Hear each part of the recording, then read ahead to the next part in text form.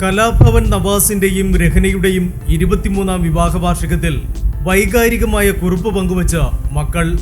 വാപ്പയില്ലാത്ത ആദ്യത്തെ വിവാഹ വാർഷികമാണ് കടന്നുപോകുന്നതെന്നും ഉമ്മച്ചി ഇപ്പോഴും ആ ആഘാതത്തിൽ നിന്നും മോചിതയായിട്ടില്ലെന്നും മക്കൾ പറയുന്നു. ലോകത്തിലാരും ഇത്രയേറെ പ്രണയിച്ചിട്ടുണ്ടാവില്ല. അവരുടെ പ്രണയം എപ്പോഴും കൗതുകത്തോടെയാണ് ഞങ്ങൾ നോക്കി നിൽക്കുന്നത്. വാപ്പച്ചി വർക്കിന് പോയാൽ ഉമ്മച്ചി ചിരിക്കാറില്ല, TV കാണില്ല. വാപ്പച്ചി ഇല്ലാതെ ഒരു കല്യാണത്തിന് പോലും പോവാറില്ല. വാപ്പച്ചിയായിരുന്നു ഉമ്മച്ചിയുടെ ബെസ്റ്റ് ഫ്രണ്ട്. വാപ്പച്ചി വർക്ക് കഴിഞ്ഞ് തിരിച്ചെത്തും വരെ വാപ്പച്ചിക്ക് വേണ്ടി ഉമ്മച്ചി പ്രാർത്ഥിച്ചുകൊണ്ടിരിക്കും. വാപ്പച്ചി തിരിച്ചെത്തിയാലാണ് ആ മുഖമൊന്ന് തെളിയുന്നത്. വാപ്പച്ചി വന്നാൽ ഔട്ടിങ്ങിന് പോവാൻ പോലും ഉമ്മച്ചിക്ക് ഇഷ്ടമല്ല. വാപ്പച്ചിയുമായി വീട്ടിൽ തന്നെ ചെലവഴിക്കാനാണ് ഉമ്മച്ചിക്ക് ഇഷ്ടം. രണ്ടുപേർക്കും ഒരുമിച്ച് എത്ര നാൾ വീട്ടിലിരുന്നാലും ബോറടിക്കില്ല.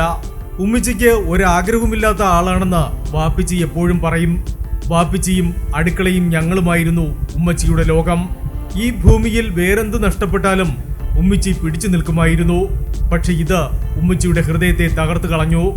ഇപ്പോൾ പടച്ചവൻ വാപ്പച്ചിക്ക് എന്താണോ അവിടെ കൊടുക്കുന്നത് അതുതന്നെ ഉമ്മച്ചിക്കും ഇവിടെ തന്നാൽ മതി എന്നാണ് ഉമ്മച്ചിയുടെ പ്രാർത്ഥന.